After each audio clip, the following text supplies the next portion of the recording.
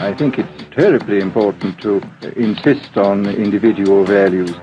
Learning Culture Podcast. Initiative, creation, all these things which we value. It's now possible to make organizations on a larger scale than was ever possible before. Learning Culture Podcast. Teach people to analyze the kind of things that are said to them.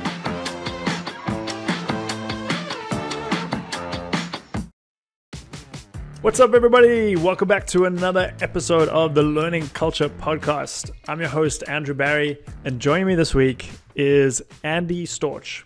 So Andy is an author, consultant, coach, speaker, facilitator, probably best known for helping clients turn strategy into action and getting people to do the best work of their lives. You might know Andy as the host of the podcast, The Talent Development Hot Seat, where I was lucky enough to also be a guest. And he's also the host of the podcast, Own Your Career. What Andy and I talk about in this conversation is focused very much on your career, drawing on the wisdom that he has collected throughout his experience in life and business, and which he has packed into his incredible book, Own Your Career, Own Your Life. We focus our conversation on what you, the listener, can do to get the most fulfillment and enjoyment out of your career. The conversation follows Andy's incredibly helpful 5-step framework. So you're going to learn where to start, which is gaining clarity on your vision and your purpose. You'll learn how to then set clear goals and how a goal without an action plan is just a wish. You'll then learn how to take control, and specifically with 3 areas that Andy talks about. 1 being building your personal brand, 2 being investing in continuous learning, and 3 building a network. You'll then learn what kind of mindset is required to take agency or ownership over your own career and life. And finally, you'll learn what it means to pivot and how to approach that moment when it arrives. There is so much valuable information in this. There's one particular part of the conversation where Andy shares some incredibly valuable tips about building a network and building a personal brand. So if you're looking to get ownership of your career, definitely give this a listen and see what you can apply right away. If you do take something specific out of this, I'd love to hear it. Shoot me a message on LinkedIn and let me know your biggest takeaway. You can find me at curiousline.cloud/LinkedIn. I would love to hear from you, and I'd love to hear what takeaways our listeners have. So without further ado, please sit back and enjoy my conversation with Andy Storch. Andy, welcome to the show. Andrew, thank you so much. I'm excited for this. We've had some great conversations, and I know we're aligned on many things, and I've been looking forward to chatting with you here and on my show as well. Yeah, we've had some incredible serendipities, a lot of commonalities. I noticed one recently that you are a fan of historical fiction, and I'm obsessed with the genre as well. Anything, yeah, like crazily. Anything you recently read that you recommend? I read a couple books recently that I really enjoyed. There were 3 recently that I really enjoyed. One of them is called The Great Circle, and I can't remember the author's name, but it was a New York Times bestseller. I found the book at the library, and it was this really fantastic story following this young girl and her twin brother who grew up in Montana in the early 20th century, and she becomes a pilot and ends up in World War II in London, and there's kind of this like epic generational journey. Meanwhile, in the future, our current time, there's a young woman actress who is playing her in the movie of her life. She's disappeared, like trying to circumnavigate the globe back in the 1950s, I think. And it's just a really interesting story following all that goes along with that. And then the one I just finished a couple of nights ago is called, I believe, Beneath a Scarlet Sky. And it's by Mark Sullivan. And this is, he found this amazing story, untold story of this Italian boy in Milan who was 18 years old, teenager during World War II in Milan. And the story of how he was helping Jews escape over the Alps into Switzerland during some of that time, and ended up being the driver for a general who reported to Hitler in Milan and became a spy for the resistance. Just an amazing story that I think nobody had ever heard before until he uncovered this, because the guy had never talked about it. And also, like, for all my study of history, you know, high school, college, and like here and there, you read mostly about what was going on through in England and France and Germany and maybe the Pacific Theater, but not that much about Italy. And there was just huge part of the war that was fought there, and so much devastation for the Italian citizens. And it was just really interesting reading all of that. That's awesome. Edward Rutherford, I don't know if you know his name, is probably my favorite author of the genre. He writes books that are called like New York, Paris, London, and it's these like 1,000-page epics spanning 10 generations that tell the story of the cities, which are amazing. Ooh, I like that. Yeah, we just got back from a trip to New York, and every time I'm in any city, I'm always curious about the history. Oh, you will absolutely love this then. Yeah, I highly recommend it. Okay. So now I'm going to make this back. I'm going to bring this back to talent development because a lot of people are probably thinking they're tuned into the wrong podcast. Yeah, what's going on here? Yeah, but I think there's something interesting about this, like looking at that multi-generational aspect of the story, which then tells the story and the narrative around the history, and you know that's obviously an intriguing part of the whole thing. That is similar in a way to your view on career development, in that you do take a sort of long-term view and kind of think of it in these almost like an epic saga. Is that not too much of a stretch? No, I think I actually hadn't really put it that way myself or thought of it that way myself, but it's very true. You know, my book is called Own Your Career, Own Your Life, and it's about the things you can do throughout your career to take ownership and, you know, be successful long term, whatever that success means to you. I think success is very very personal, right? But Dory Clark, who I'm sure you probably know and follow, has a book recently came out called The Long Game, and it was about this idea that like people are thinking so short term, but really our career is a long term game. And as I was reading that, I was like, yes, this aligns with everything I was saying in my book. And the idea is that you know, we have long careers, right? And so many people are drifting through their careers. They're operating in reaction mode. They're waiting for their boss or other people to tell them what to do, when there's an opportunity to take initiative, to set a vision for where they want to go, to put some goals in place and a plan and be taking action towards something, and really to be doing things now that can help set you up for success later and help prepare for the future, because we never know what's coming, right? You know, 2020 taught us all a lesson. Like, we really have no idea what might be coming around the bend. But there are certain things we can do to set ourselves up for future success that are timeless and are always going to be beneficial for us, like investing in continuous learning, building a network, and building a personal brand. These things are always going to serve us well. And that's sort of the middle section of my book. That if you are spending time doing these things, which are essentially non-urgent, right? No one's ever going to come to you and go, Andrew, I need you to go build your network today, right? I need you to go read a book. But these are things that are going to serve us well long term, because when that crazy challenge comes up, whatever it may be, it's good to have that network in place. You want to dig your well before you're thirsty, as they say. Yeah, that's well put. And I think the rest of this conversation, I want to kind of take people through that framework so they can so people listening can start to think about, I almost see it as like planting seeds, right, for their future growth. And I think you do a good job of laying out what that garden looks like. But before we do that, why is it so difficult to think long term? Why are we so caught in this short term thinking? Well, you know, part of it is that obviously we live in this sort of world of, you know, things changing quick all the time, and often being in reaction mode. You know, social media and text messages and calls and emails are coming in at us all the time. And we feel like the need to always be responding to things. But I think even before that, people were often thinking more short term, like, well, let me just react to what's coming up today, because they didn't really want to sit down and do the work to think about where they want to go long term, right? It's hard, right? And what I've found, the biggest difference maker for most people, and the thing that most people just don't do, is one of the simplest, which is just to sit down in a quiet space with a cup of coffee or tea and a journal and just think about like who you are and where do you want to go in your career and your life. And I just think it's such a luxury in that most people don't do it.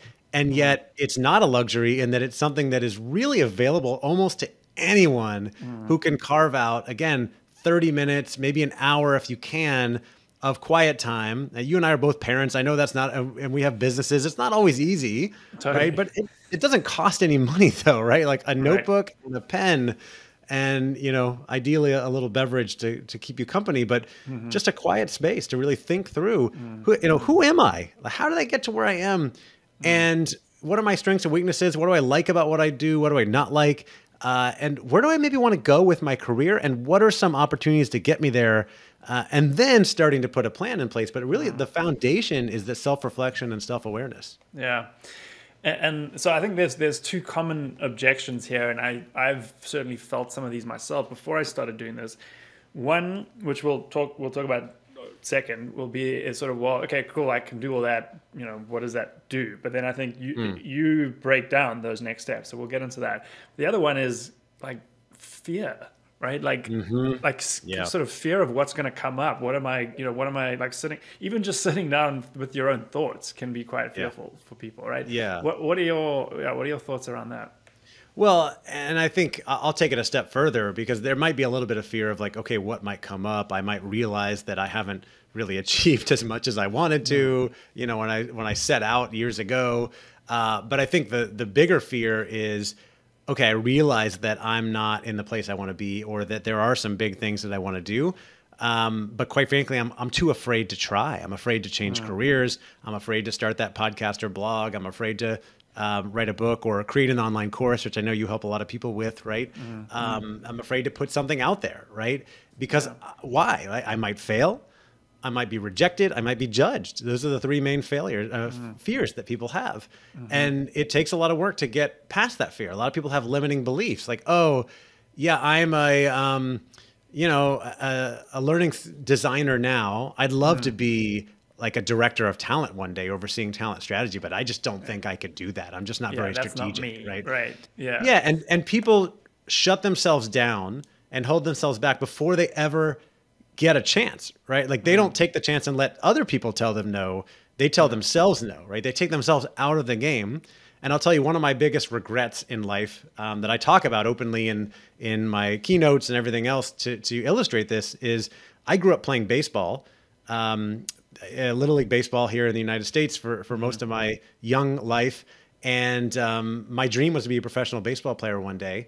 I didn't really put in the extra work beyond the regular practice in the game, so I never really had a plan to make it. And what I learned later is that a goal without a plan is really just a wish, right?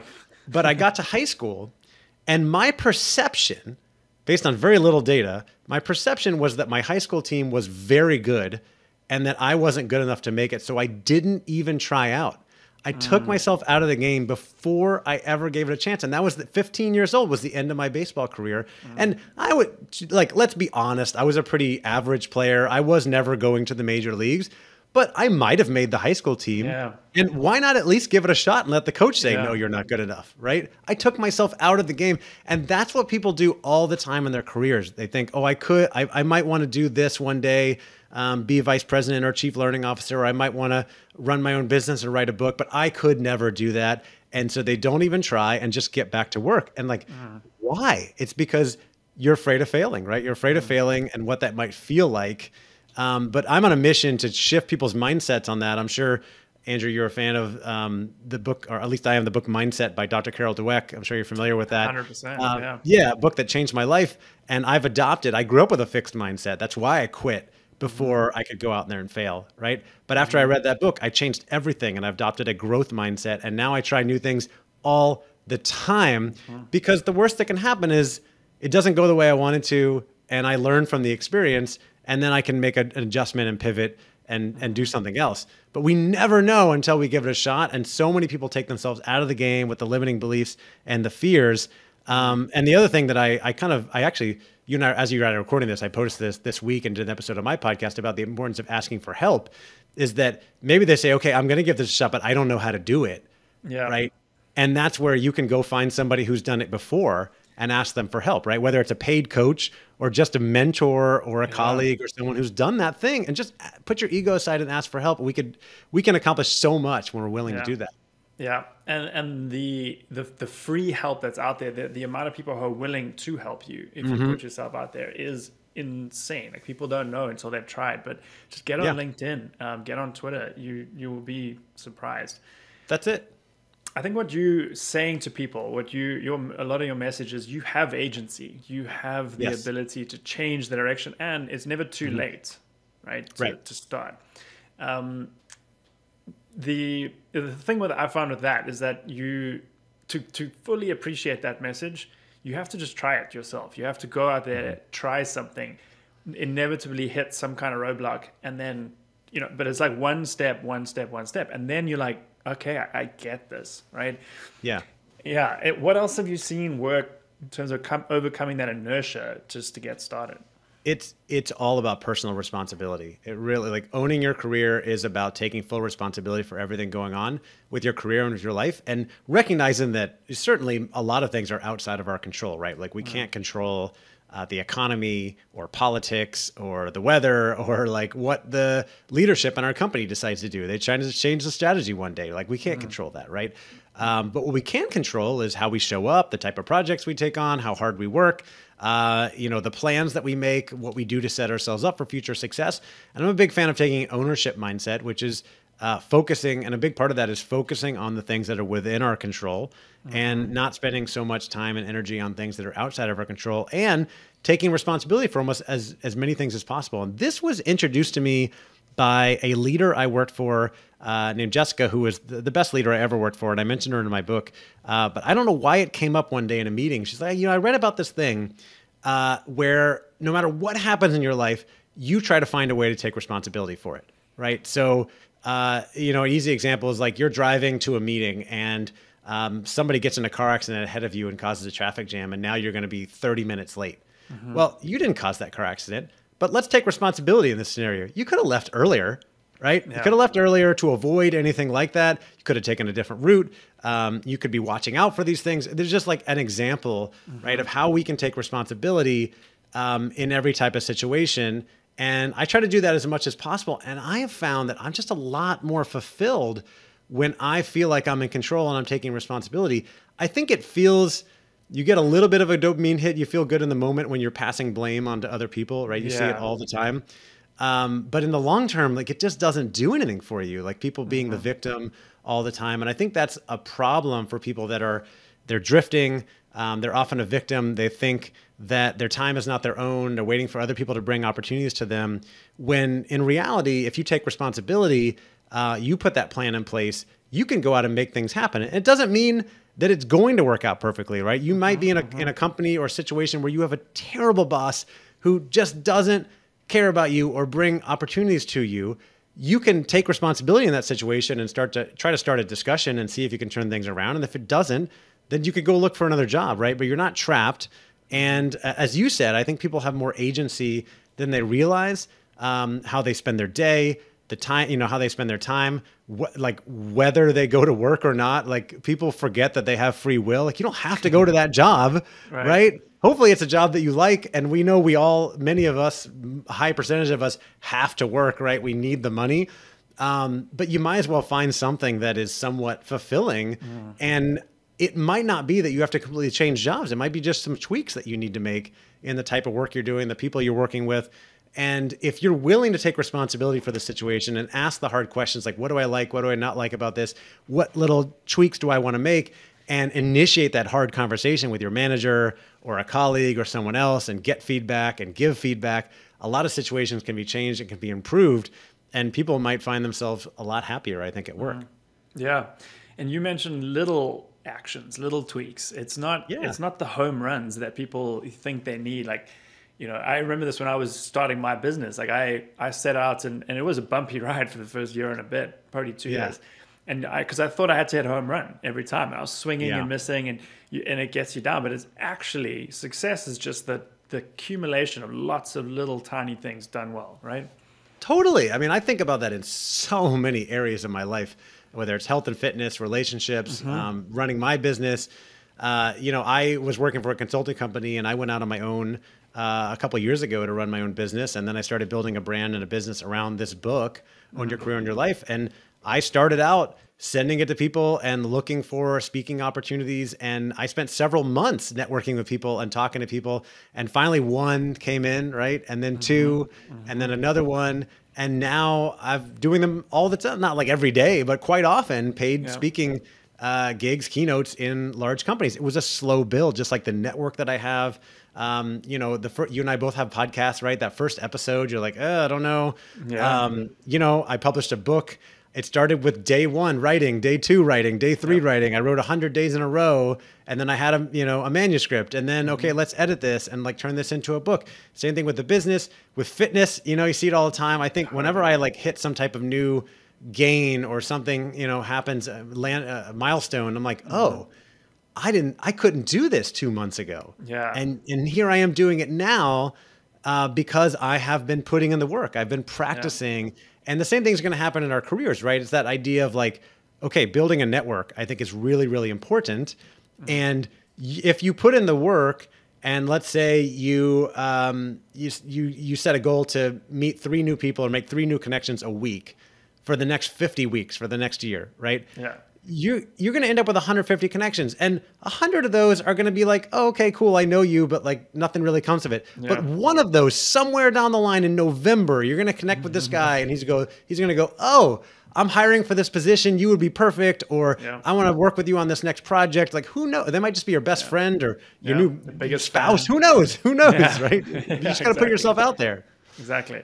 Yeah, and I think that is relief for people, because it's not, there is no magic formula to this. There is no, there's no like just thing you can do. There's no home run you can hit. It's all of these little tiny actions. Little actions over time. Yeah. I started meditating in 2016 for the first time. I'm meditating every day for 10 minutes a day for the last 6 years. And, you know, there was not like one big transformation that happened. It's just over time, I find, you know, I have more patience, more mindfulness, more mental health. It's just little by little, but little by little every day by adding it up and doing the thing and doing the work.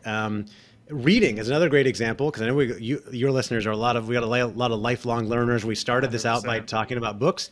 In 2016, I got into personal development, and I got into using a morning routine called The Miracle Morning, based on a book by Hal Elrod.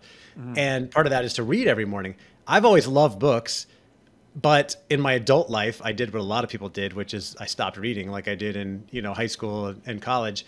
And I still love books. I'd pick them up, but I'd only read at night when I went to bed, right? And for a nonfiction book, I would typically pick it up, I'd read 1 or 2 pages, and I'd fall asleep, right? Yeah. And at that pace, I would read on average 1 to 2 books per year. Like I just wouldn't get through very many. Yeah. Then I flipped that, and I started reading for 10 to 15 minutes, 15 to 20 minutes every morning before I started doing anything else.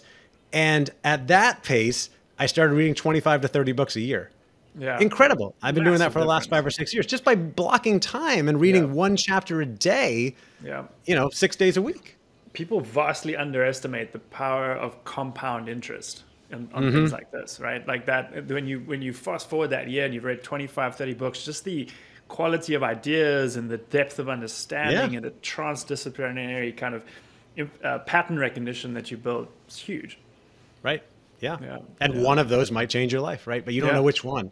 Just like the one person, right? You don't know which one until you get to that person, right? You got to keep putting in the work, keep trying. Yeah, exactly. Hey, it's your host, Andrew here. I wanted to take a second just to say that if you're enjoying this podcast, we would love it if you did a couple of things for us. If you're watching this on YouTube, please hit that subscribe button. It really allows us to grow the channel and reach a lot more people like you. If you're listening to this on Apple Podcasts, take a moment to leave us a rating and review. It's a great way to give us some feedback and to tell the world what you think about this podcast. So whether you listen to it on YouTube or you listen to it as a podcast, if you take one of those actions, it would mean the world to me and my team. Thank you. And with that, right back to the show.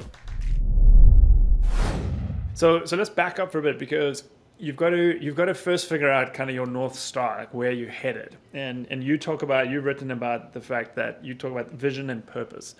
And that sort of, for me, sets that direction. And then you can then focus on the daily actions. What have you seen work, and what should people be looking for when trying to set that vision and purpose? Yeah. So the vision and purpose, it starts with the self-reflection and self-awareness that we already talked about. I think that's the foundation of everything. And then asking yourself that question, like, where do I want to really get to in 5 or 10 years, right? And you might not know. Not everybody knows. I didn't know for sure when I was in my 20s, right? And I've been figuring that out over time. So it might be that you want to try a few different things, but you kind of have a general goal in mind. And the more clarity you can have with a vision, the easier it's going to be to make decisions when opportunities come up or challenges come up, right? A recruiter calls you, your boss offers you something, a promotion opportunity, you get laid off, right? Which direction do you go at that fork in the road? Well, if you have that vision, that North Star, as you called it, then you have a lot more clarity and it's a lot easier to make that decision versus sitting there and agonizing over, what to do.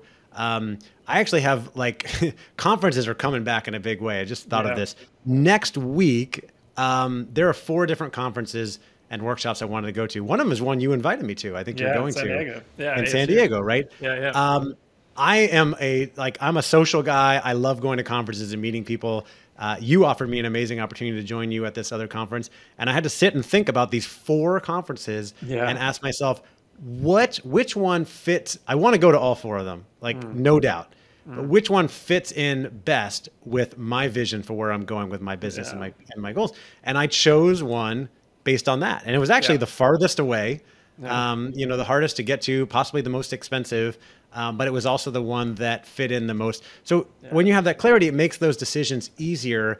And I give a little addition to that, because a lot of people won't always know, okay, well, I don't know where to go, or I really love this one thing. I love music, but I don't know if that really fits in my career.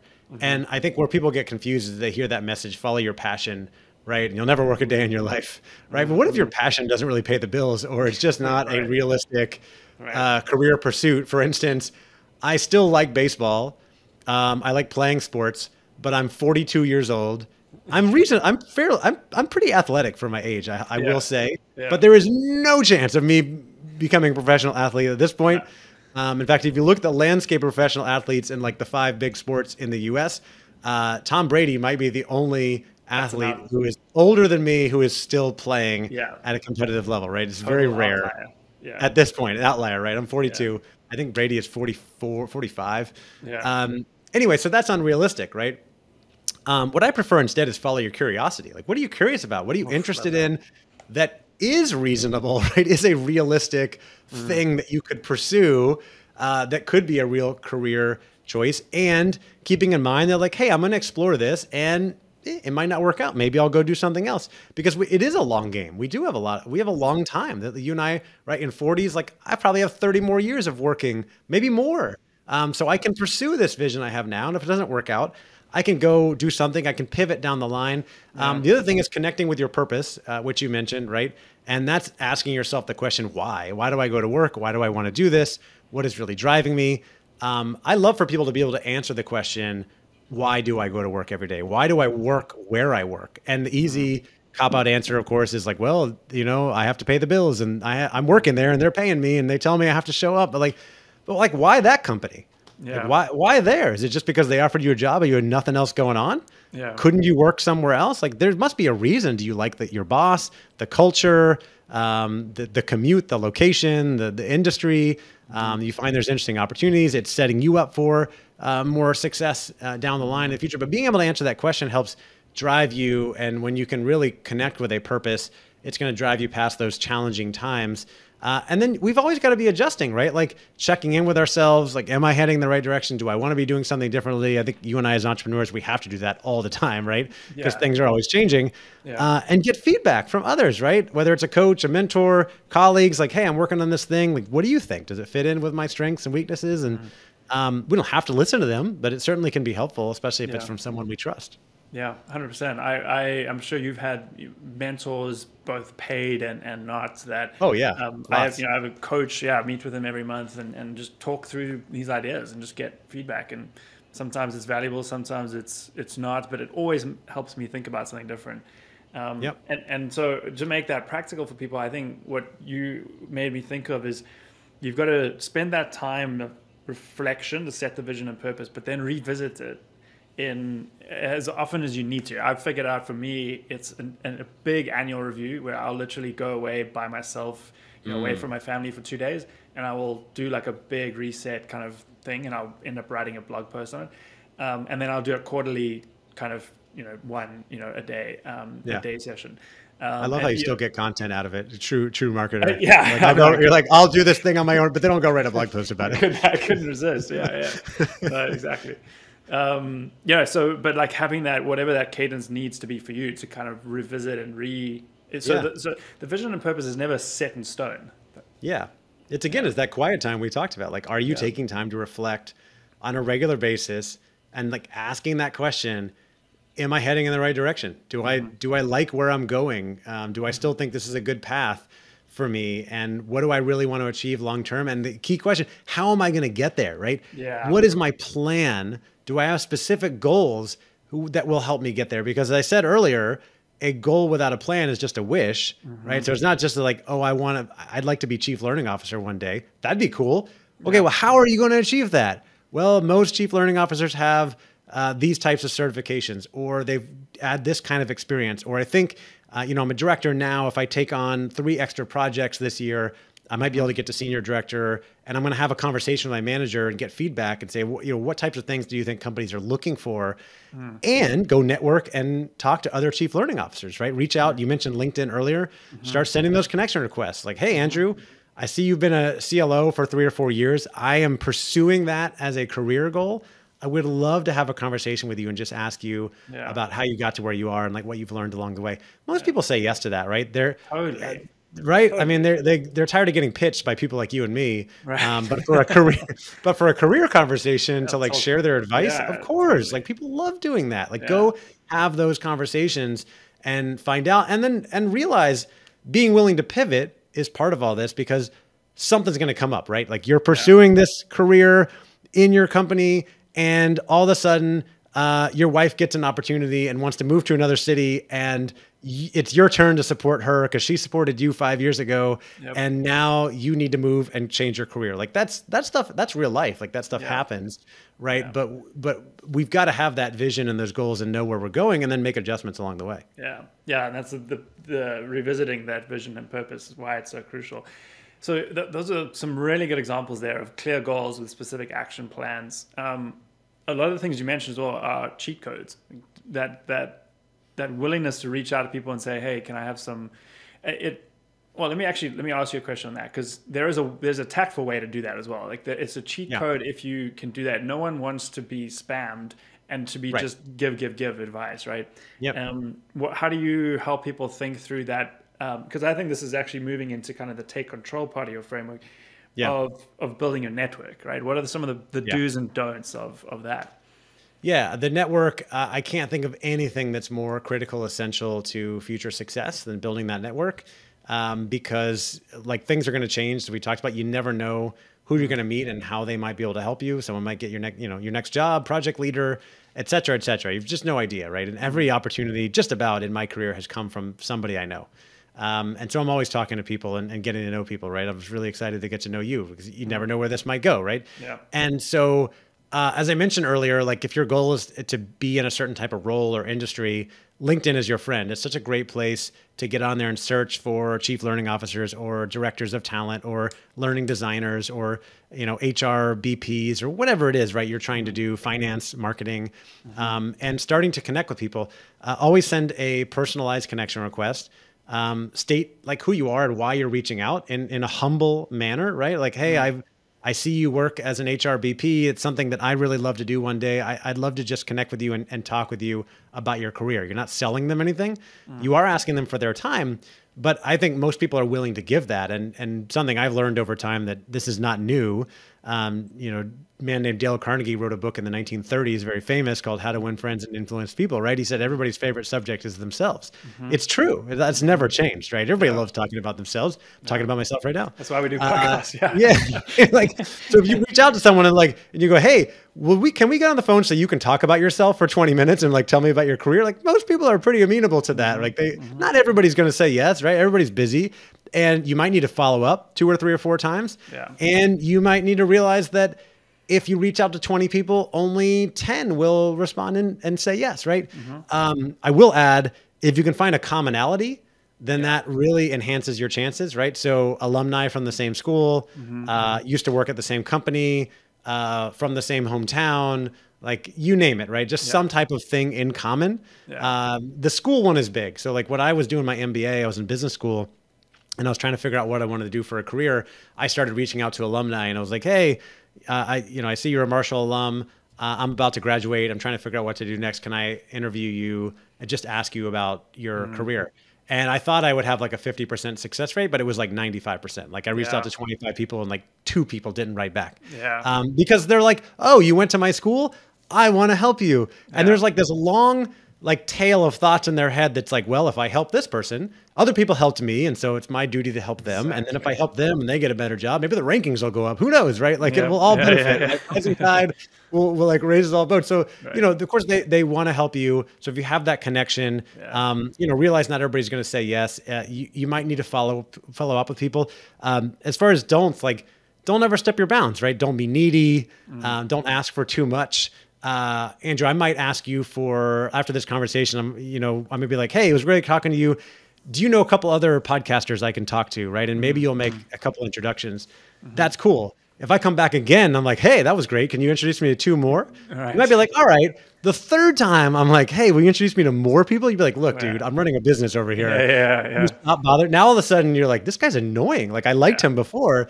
So it's like overstepping your bounds, asking somebody for a job or putting them in a position that is awkward, right? Where they have to put their reputation on the line and they don't know you that well. Like that's very awkward. Let it happen naturally. Like we got on the phone and I'm asking you questions about your career, but you're actually impressed with me. You might say, hey, you know what? We have this open role. Maybe I can refer you in or get you an interview. Maybe you could check it out, right? But that's up to them because they're essentially putting their reputation on the line. So don't ask for jobs. Don't overstep your bounds. Don't get too needy. And don't take things personally or get offended because another lesson I've learned in life, the world owes you nothing, right? And when you give without expectations, you win, right? You don't have any disappointment, right? So if we reach out to every single person and go, they owe me because I've helped other people or whatever, right? Like you're going to be disappointed, right? But we just like, I'm pleasantly surprised every single time somebody offers to help me with something. And I find I'm a lot happier that way. So, realize not everything's going to work out. Some people are going to say no. So what? Like move on to the next person. There's like 2 billion people on LinkedIn. Yeah. Well, that was a value bomb of advice there. I love, like people should definitely rewind this and go back and check out all those points. I love the point about the alumni thing. Such an easy thing to do on LinkedIn as well. It's like filter for people that went to your school that are doing the job that you want to be doing or in that role. I mean, it's just right. You're bound to find people.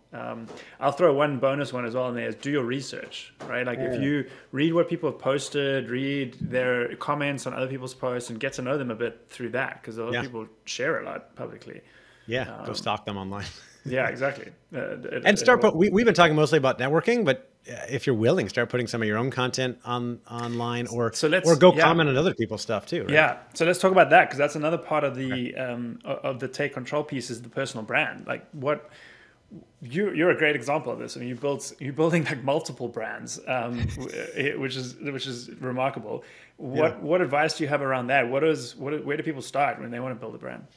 Yeah. So first of all, your personal brand is nothing more than your reputation. Everybody has one, whether you're intentional about it or not. So I just think you might as well be intentional about it. It doesn't mean being inauthentic. I'm a big fan and proponent of authenticity. So don't try to be anyone that you're not. But you can be thoughtful about how you're showing up in the world, how you're interacting with other people, and what is the brand that you are building. Historically, companies have always had brands.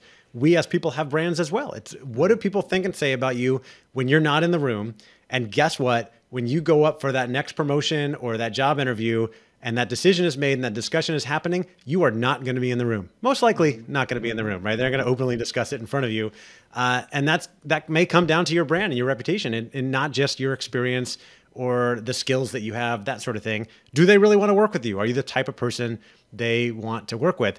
And so I think there's some things you can be doing to be thoughtful about that brand and that reputation. It's how you show up, how you interact with other people, the type of work you take on, how hard do you work, how well do you collaborate with others? Are you helpful and kind to others? Or do you like walk away if someone like has extra work and you're like, I'm out of here. Yeah. See you later, No right? Or problem. do you like, right? Or do you offer to help them out, right? Yeah. And that goes a long way towards building your network and building your brand and your reputation. You never know what's going to happen. Like I've been running these programs in companies, and I've heard these great stories from people. They're like, yeah, I worked with this person 8 years ago, and then we're still at the same company in different divisions, and we worked really well together. And then they had a project team, and they reached out and offered, or I switched to this team, and all of a sudden that person was my manager. And it's like, woo, good thing that I did a good job for them 8 years ago, and I wasn't a jerk, right? Like how you show up, you never know who you might be working with later on down the line. Yeah. Now, the other thing you can be doing, all that is sort of like your internal brand inside of a company. But you can also be building an external brand, right, out in the world, which generally means social media, right? It's where a lot of people are interacting and building their brands and that sort of thing. You and I are very active on LinkedIn. I'm very active on LinkedIn as well as Instagram and Twitter. I just recently started using TikTok a little bit, right? Because these are all places where you can be building your brand. And you don't have to create your own content, right? You could be spending half an hour a day or a week, whatever, going and commenting on other people's posts. And people see that, right? And that shows up in your activity, and people could look at that and say like, oh, he's very supportive.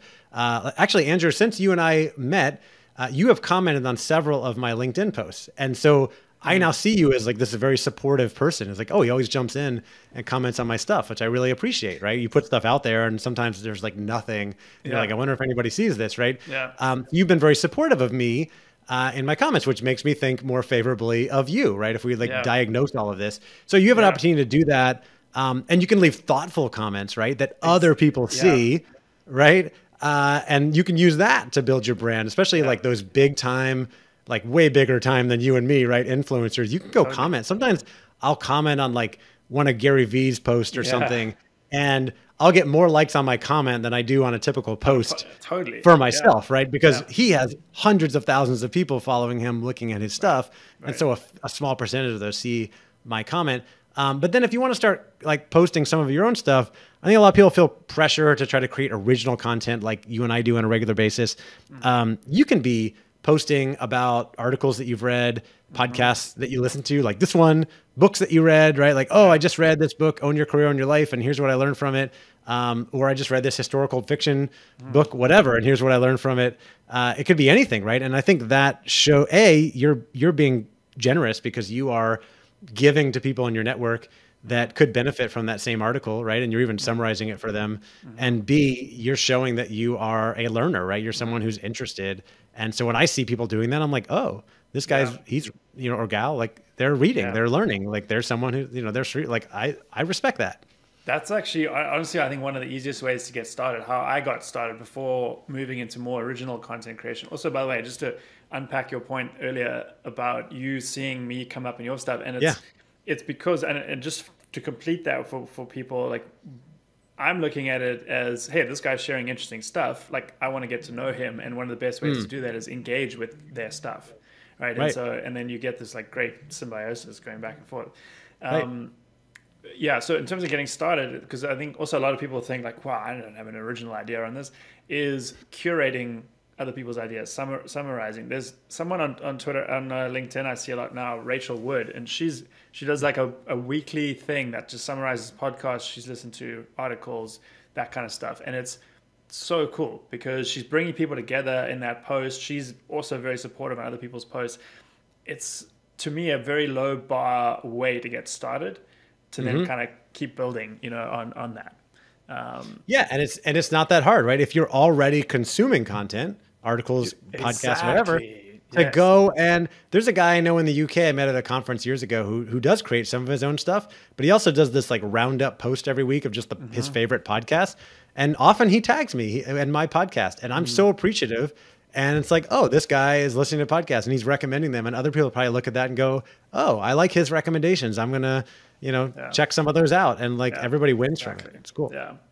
So I think that covers off, we talked about building a network, the personal brand piece. I think we've sort of alluded to, but this is, I think everyone gets as well, investing in continuous learning. So just constantly being a learner. And I think most people in this space are kind of predisposed to that. Yeah, by definition. By definition, 100%. But nevertheless, a key part of taking control. So I want to round out kind of the steps. You've sort of touched on the fifth one. We'll come to it in a sec, but the fourth one's around mindset. And I want to unpack that a little bit.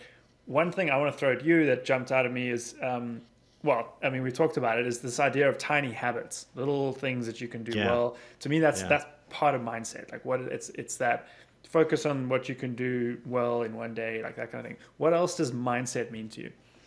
Yeah. So for me, mindset is essentially, it's your perception and it's your outlook of the world. And we all get to choose that, our mindset, right?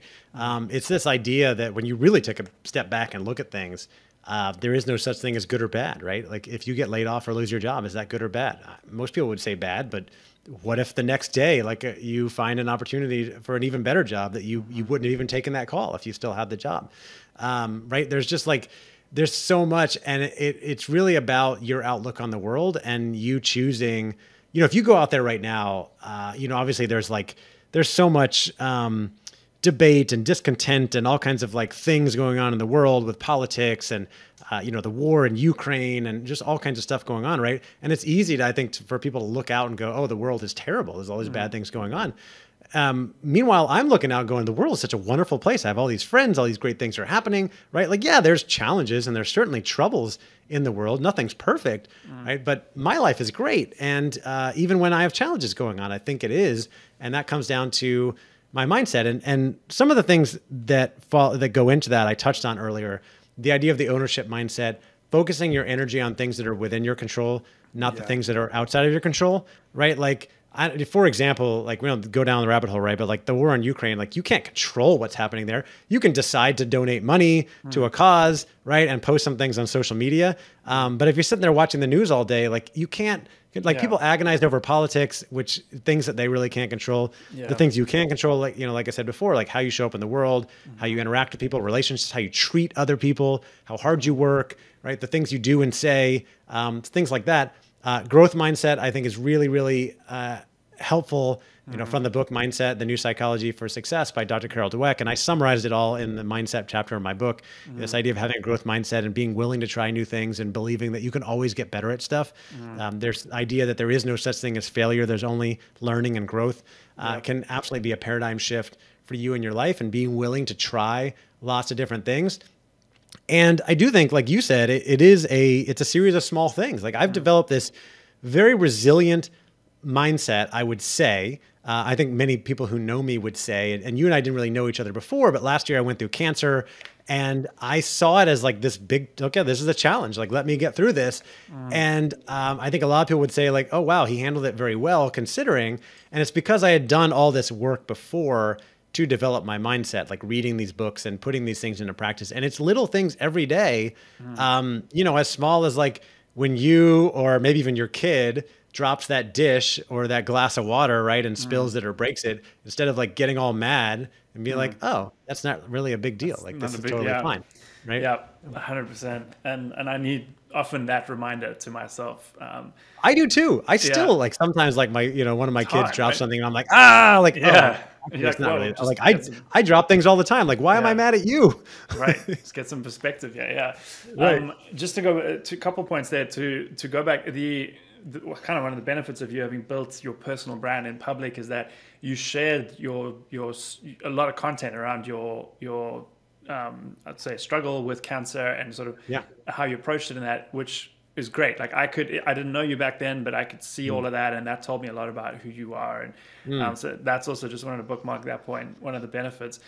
Another thing I want to throw in this mindset thing, and I think you touched on this when you were talking about blaming others, a tendency we all have, is the mindset shift from seeing the world as separate to us and kind of doing things to us, to being one with the world, kind of seeing ourselves as part of the world, right? And the world, and sort of being in the flow of it rather than it happening to us. Yeah, it's actually seeing things as opportunities. I forgot to mention this, but instead of things happening to us, it's things happening for us. Yeah. And what if we believe that everything in life happens for us, even the challenges, even the hard things, that those challenges are creating opportunities for us, that cancer that I went through created an opportunity for me to empathize more with people who are going through similar challenges, for me to help other people who go through similar challenges. In fact, I even created a document laying out all my research and advice. You can go find it at andystorch.com/cancer if you're going through cancer or know somebody who is.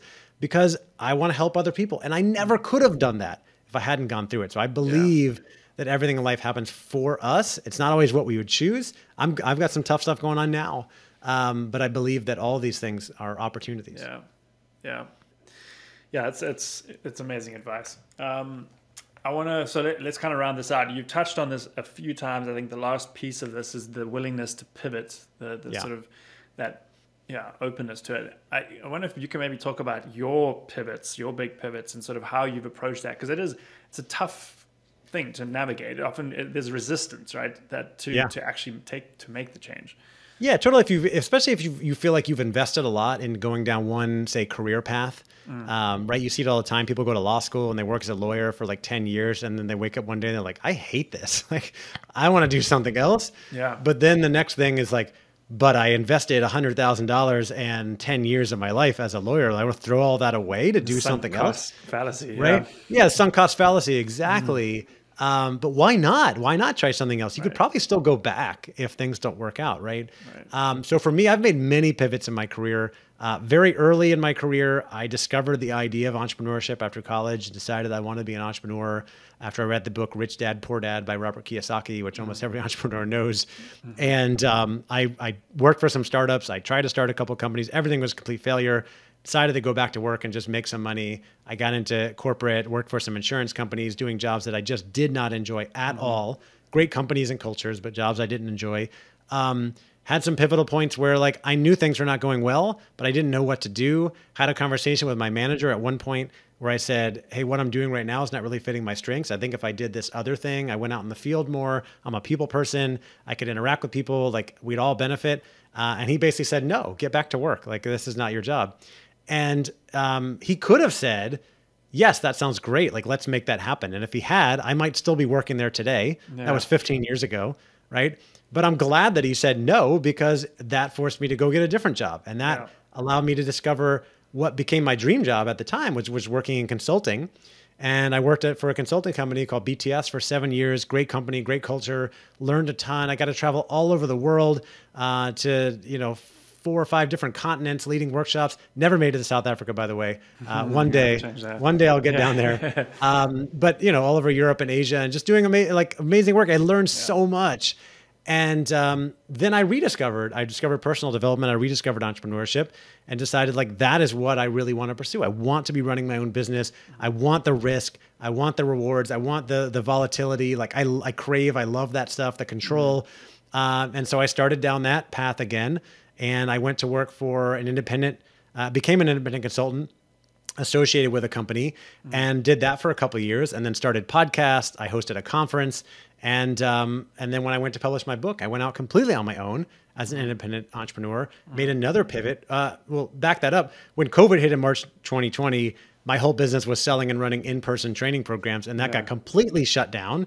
And I was forced to pivot my business again. And that was probably the biggest pivot of all, to create what I've created today, which is a business in being a career development expert, which I wasn't 2 years ago. Right? And now I'm speaking in companies. I'm getting paid to speak in companies about career development because I made this pivot. And to tie it back to something that we've talked about throughout this interview, all of this success comes back to a lot of the work I did throughout that time to help me prepare for the future. I was always building a network. I was always building a brand so that I have a list of people that I can reach out to and say, hey, this is what I'm doing now. Can we work together? And not everybody says yes, but I get meetings faster than somebody who wasn't doing that work along the way, because I was doing the work. I was always learning about what's going on, building the brand and building the network, and it's paid off. Yeah. And it takes time. Right, it takes time. It does. People need patience on this journey, and also you don't always have it all figured out. You had no clue you'd be in career development. It probably wasn't in your vision and purpose back, many years ago. No, but as long as you keep revising that, then you were able to grab the opportunities that presented. My vision now is very different from what it was 5 and especially 10 years ago, and that's okay. That's fine. Okay. We talked about it. Yeah. That's great. Well, Andy, this has been an amazing discussion. I think one of the things that really strike me about what you do, if I had to kind of encapsulate it, it's that you're a very enthusiastic learner in public. You learn in public and you share that with people, and that draws people towards you. It gives them permission to do the same. It's incredibly inspiring what you do. So I want to thank you for coming on the show. I want to give you the last kind of word here to share like a final message with people that are thinking about their own careers, and also let people know how they can find out more and learn more from you. Well, thank you. I really appreciate that, Andrew. And I appreciate this opportunity. And I actually like that, that idea of learner in public, because I'm always learning things. And then like I share lessons, almost daily on social media. And then people will come out of the work and be like, oh, I resonate with that. I didn't realize that. Like, oh, I've been learning the same lesson. And it's kind of cool to see that when other people in your network are learning similar things or teaching lessons that they've learned. Because why go through all this stuff in life if we can't help other people with it? So I appreciate that. My last message to tie it all up would be to say that nobody cares more about your career than you do, right? Like hopefully, if you're lucky, your parents are still around and your mom really loves you and cares about you, right? If you're very lucky, you have a manager who cares about you or clients who care about you and your career. But really nobody cares about your career more than you do. So you've got to be the one to own it. You've got to be the one to do the self-reflection, to build the self-awareness, to set the vision, to connect to a purpose, to create a plan, to set goals, to take responsibility, and to do the things to set yourself up for future success, like investing in continuous learning, building your network, building your personal brand, and getting your mindset right to help set you up and to be able to handle any challenge that comes down the way. Like you've got to do that work in whatever manner possible. And if you're looking for more help, of course, I have a book called Own Your Career, Own Your Life. It's available on Amazon. I also have a lot of free resources on my website. If you go to ownyourcareerownyourlife.com and you click on bonus right there, we've got the 5 steps to owning your career, the top 5 most common career mistakes. I think we can have my morning routine and affirmations in there, just a lot of things to help you, and like adding stuff all the time. And I have a podcast as well called the Own Your Career Show and the Talent Development Hot Seat, 2 of those that L&D professionals might be interested in. And that's amazing. We'll include all of those links in the show notes. Andy, thank you so much for spending time with me today and bringing all that energy. Thank you so much, Andrew. It was my pleasure. I had a blast and I look forward to having you on my show soon. I can't wait. Hello. I hope you enjoyed that episode. It's Andrew again with a quick message. If you'd like to support the show, the best way to do that is to leave us ratings and reviews where you listened. If you're on YouTube, hit the like and subscribe buttons and feel free to leave a comment. We love hearing from our listeners and viewers. If you're listening to this on Apple Podcasts, please take the time to give us a rating and leave a review. Once again, we love hearing from our loyal listeners. If you're listening to this on Spotify, please hit the follow button to make sure that you don't miss new episodes as they come out. And as a reminder, this episode is sponsored by the Learning Culture Experience, a first of its kind cohort-based learning experience for learning professionals, in which you will join a community of 50 other innovative learning professionals designing and developing cohort learning experiences that you can roll out in your companies. To find out more about the program and when the next cohort is starting, check out curiouslion.cloud/experience. See you next week for another episode of the Learning Culture Podcast. Thank you for listening.